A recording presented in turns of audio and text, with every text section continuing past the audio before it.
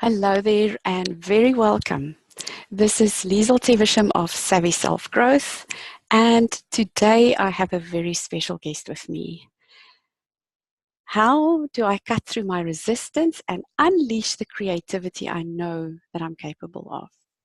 That is the question that Simon Berkowitz has been helping his clients explore and solve for the last 20 years. That's quite a few years. Today, he'll be talking to us about the SpeakEasy workshop, his latest innovative method for tapping into our true potential. Welcome, Simon. Liesel, lovely to be here. Hi. Awesome. So I can't wait to dive into this topic. I know a lot of people think that they're not creative. And so I'd love your thoughts on all of these things that you've been helping your clients with. So what do you mean in the first place when you say unleash the creativity? Well, I think creativity isn't just about the sort of typical creative projects like music or art or things like that. For me, it's really about how we embody absolutely the best that we can be in our daily lives. And the reason I say unleashed is because we get caught up in thinking and get caught up in habits. And these are the things which take us day by day a little bit further away from this creative spark. So what I do with people really is to help them get in touch with that place in themselves, that place where the creative impulse comes from, and then let it ripple out into their lives and their relationships. That's amazing. So yes, that takes us into a very different direction of what people usually think when they hear creativity. Yeah, I think for me, it's kind of like our birthright. But what happens is, there's a wonderful writer, Joseph Chilton Pearce.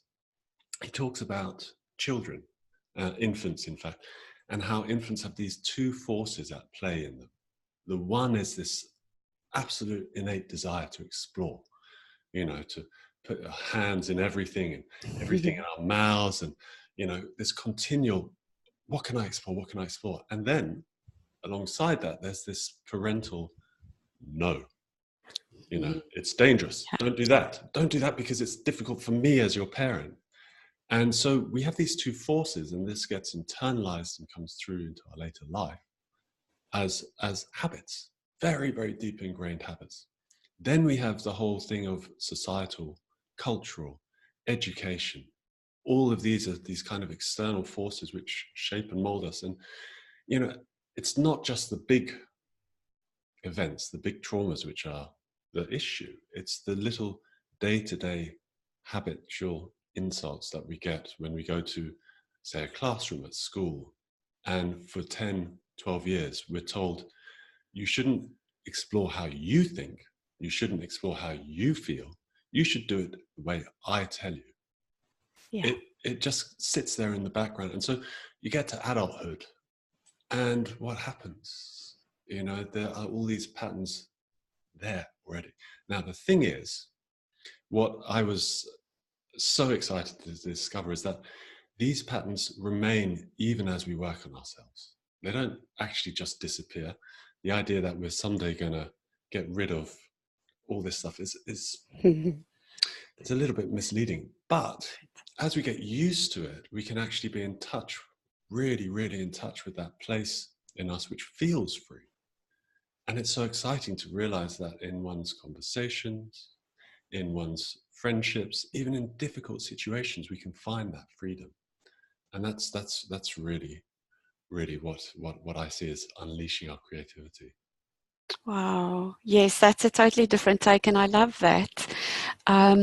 So all these things that you've just mentioned, are they the things that stop us from unleashing that creativity when we're adults?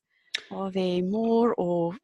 Well, there probably are. I mean, there are more. I guess it's when you get the way I see it is anything that comes into my mind that makes my body close down, that makes my mind close down, is something which is part of what I think of as the reactive self, the old negative closing down self, as opposed to the creative self, which is the one that expands, connects, Oh, makes things easy, where the great ideas come from. So we have these two things going on. Now, for a long time, I thought the process was really, or the solution was really to get rid of all this stuff.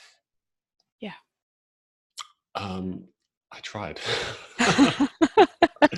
Oh, I tried. I've made the biggest effort. And sometimes I still do, of course. But Yeah. what I realize is actually that these blocks, what we're given, the hand of cards that we're dealt, we can play them. We can actually play with that.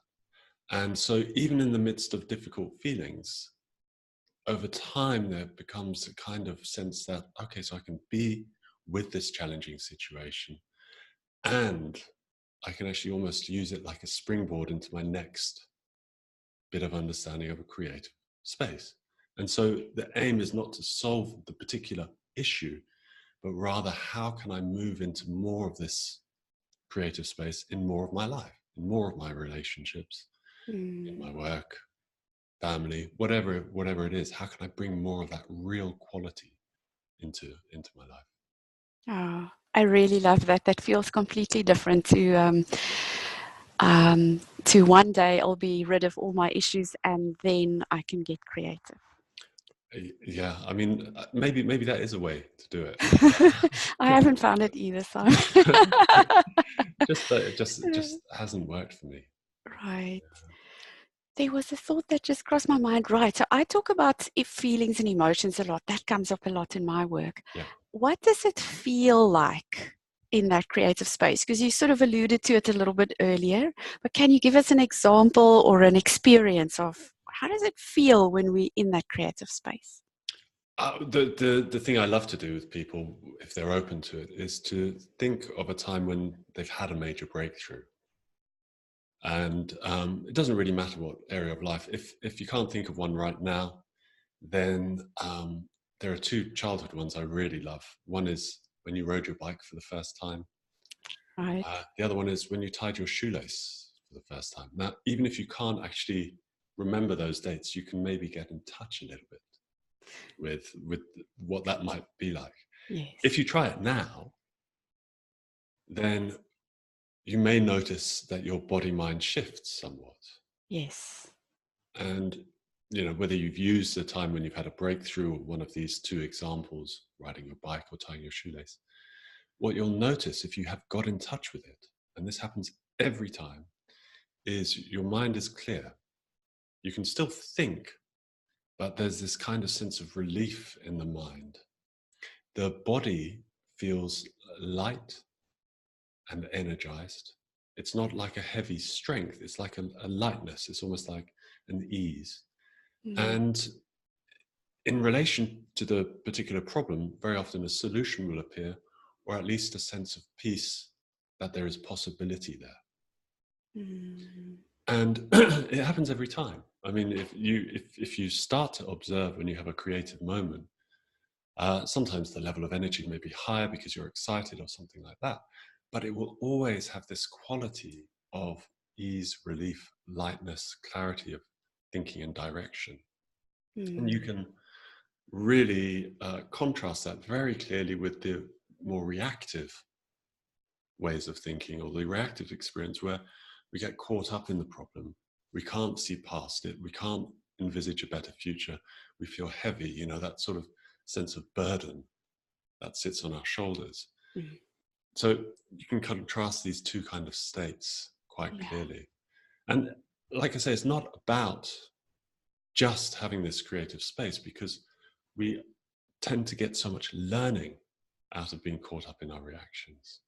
So it's about how do we manage both of those things to have a better time, ideally, as much as possible, during both states. Then we get this richness and this kind of discovery of different experiences, which I don't think are available if we're chasing just one or the other. We're chasing just the creative or stuck just in the reactive. I love that. I really, really love that. I think that just opens up so many different possibilities, like having ways to work in both sides, and not because life isn't just easy all the time. We do have all these problems cropping up, and if we think we have to be rid of all of that before life really starts, well, I've been there too, and it isn't very pleasant. So yeah, I love how you explain this. So then I'm assuming that your SpeakEasy program or workshop will help us to do this unleashing or get more in touch with that. Can you say a few words about how that would work? Yeah. Firstly, it is the most enjoyable, short little workshop I have ever worked with. Wow. I know I'm talking about me there, but it's because it's only 25 minutes. Right. It's free. And the reason I say it's so fun is because it's an invitation to experience the truth of the moment as you're experiencing it right now. So the truth of your experience right now. If you think about it in daily life, if you go to work, very quickly we have a habitual us that shows up and knows what to say and what to do in these situations. We're not actually often entirely spontaneous. There's this little thing in it happens in relationships. We get to know a person, and so we go into our habitual ways of responding and don't actually, say anything. And clearly, when we respond spontaneously, there's the possibility of vulnerability that we're protecting against.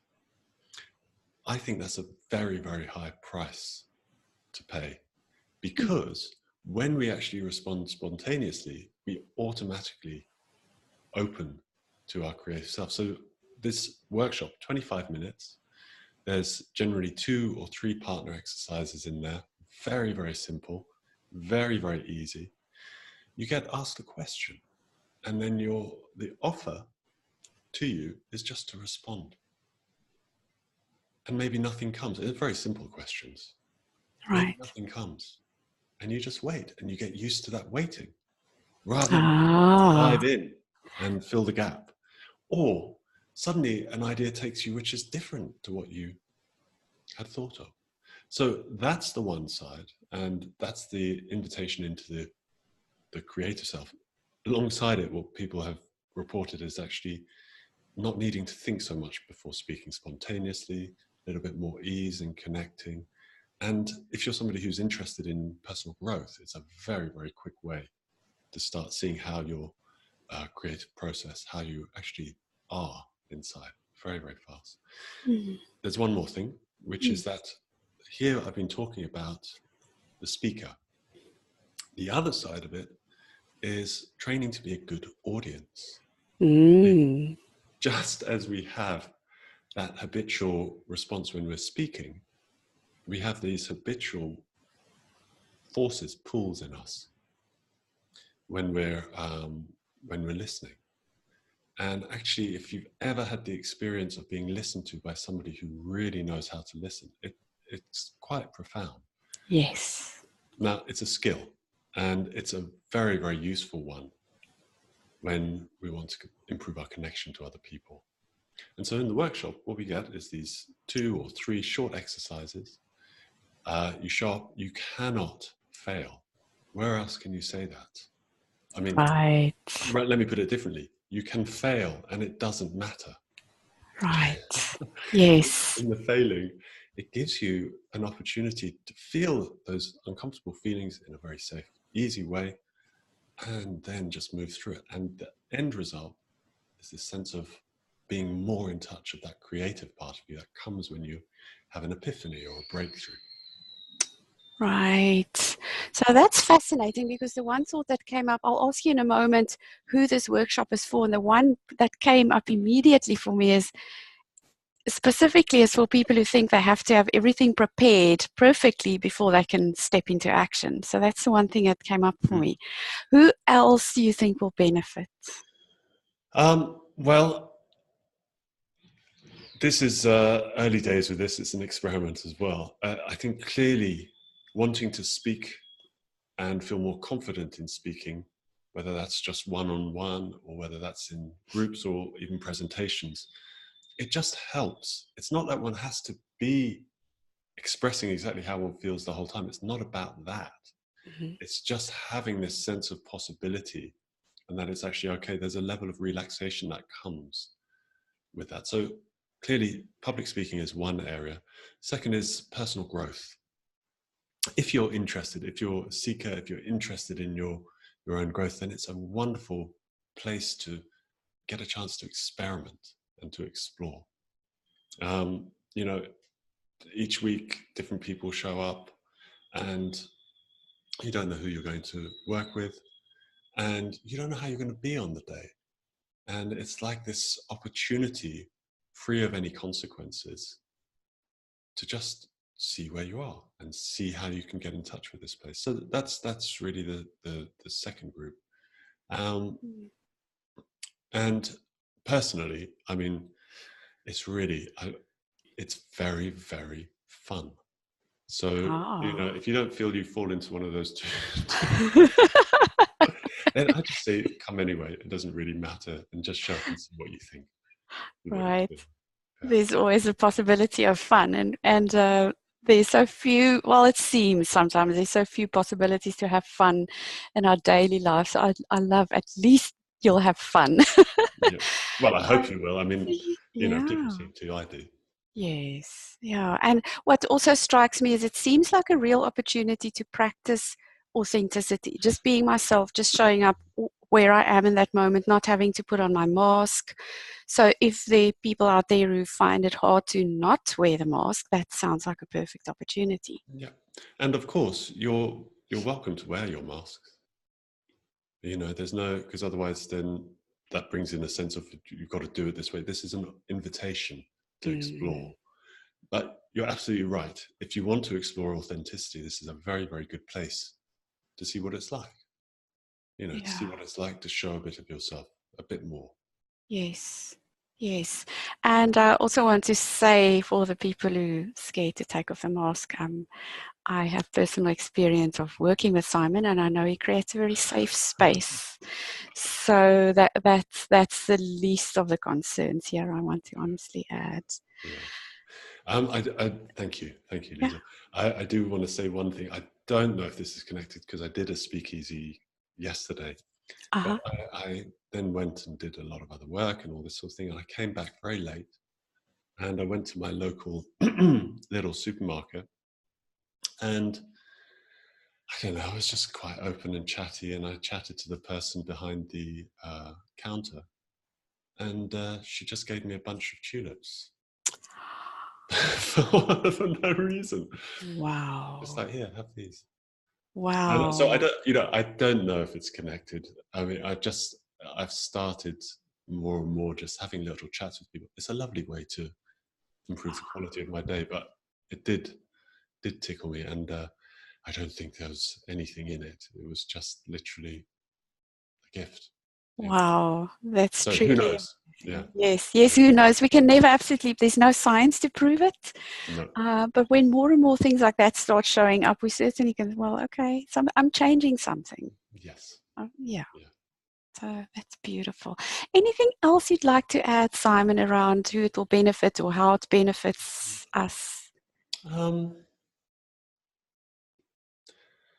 I think I've said pretty much everything I'd like to say. Maybe just this. There's something which happens when we allow ourselves to have a little bit of space, and information these days is pretty cheap. You can just go on to Google and get anything. Yes. We're not information poor, if anything. Right. It's the last. Way down. And the thing about this approach is that it's a very, very strong validation of what we already have going for us. Right? Because all we're doing is asking a question saying, hey, how do you feel about this? And when we allow the space, and on the times where we don't go into the habitual stuff or notice the habitual stuff so that we don't have to buy into it, then we allow something else to happen, and that's a very, very reinforcing experience to realize that we don't need all of the information on the internet to be able to make a decision. We can actually impact what we know. you know. Yeah. So Wow. I think that's probably another aspect I'd like to add. Yeah, that feels pretty light to me. Like, oh, no, not all the research. Like, it's No, all in here for me. yeah. Oh, that's lovely. Simon, how can people get hold of you in order to see what Okay. your work is about and the Speakeasy? So the easiest way is to take a look at my Facebook page, which is the SAMI method, which is SAM like Sam, AII method. And there's the information for the Speakeasy and other things I'm doing, and times. And like I say, the Speakeasy, it's meant to be something you can just show up to, have an experience, and go about your day, and come back to, because you'll be different on a day, Mm, and I'll be different on a day, and the day will be different. So, yeah, the Simone right. method on Facebook, that's the best way to contact me. Perfect. That's awesome. Simon, this was so fascinating. I feel lighter after this conversation. It was a lot of fun. Thank you so much for sharing this with us.